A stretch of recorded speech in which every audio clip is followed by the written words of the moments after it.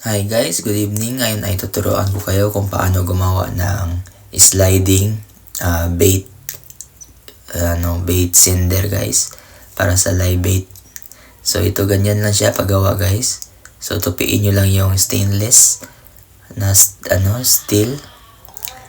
So ganyan siya. Tupiin nyo ng isang maikli at isang mahaba guys. So depende lang yan sa anong gusto nyo guys. So, ganyan siya. Tapos, ipitin nyo lang yung kalahati una. Yung kalahati lang. Tapos, ipupulupot nyo. So, ganyan lang siya. Ipitin nyo lang dyan. Yung kalahati lang. Tapos, pulupot nyo. So, 3 wraps lang. Yung mas maganda guys. Para hindi sumubra yung 3 wraps lang siya. So, sa kabilaan siya. Sa left. At saka yung sa right. Ganyan na siya.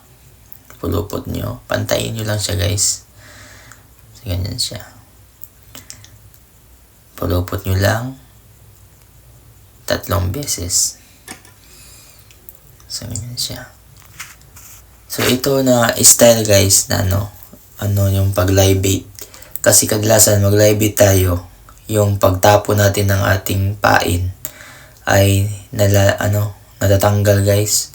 So, mas maganda yung slider, yung gamitin natin para malayo yung tapo natin, tapos madali lang siya ikabit guys. So, ganyan siya. Doon sa kabila naman yung pulupot natin 3 beses. The same lang sa kabila guys. Repeat lang pattern niya. So, ganyan siya. So, mas maganda yung gamitin nyo yung pag big game talaga. So, yung number 2 na stainless wire. O welding wire, stainless welding wire. Yan maganda guys, matibay. So ito na style ay sikat ito sa Hawaii. Ito yung gamit nila sa Hawaii para mag-send ng mga live bait doon sa malayo guys. So ang style nito, magtapon ka muna ng mas mabigat na sinker, yung pagtapon mo. Tapos yung line lang siya doon. Tapos may stopper doon sa dulo guys. So, i-sure nyo yung stopper nyo ay yung mas malaki kaysa dyan sa diameter ng eye ng nyo, slider, para hindi siya matanggal guys. So, ganyan siya. Ganyan siya ang forma niya guys. So, i-straight nyo lang yung yung wraps niya. I-align nyo lang. I-adjust nyo. So, ganyan. Tapos, pagkatapos nyan siya, guys, lagyan nyo siya ng sinker.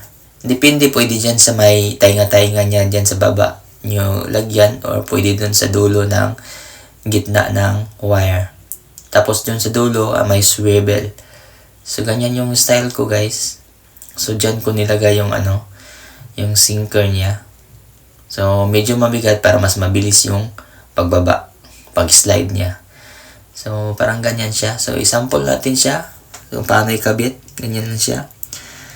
Nyo lang sa may tainga-tainga. Tapos, ipupulupot nyo doon sa niya, sa parang tawag ito yung mga curves niya, yung mga grooves. So, hanggang siya mag-align yan sa lahat guys. Kasi mayroong opening doon sa gitna, di ba? Yan siya. Ganyan ang sistema niyan siya guys ko. Ganyan siya tanggalin. Madali lang tanggalin. So, ganyan siya. So, ganyan yung tutorial ko para sa inyo guys. Yung mag live bait dyan.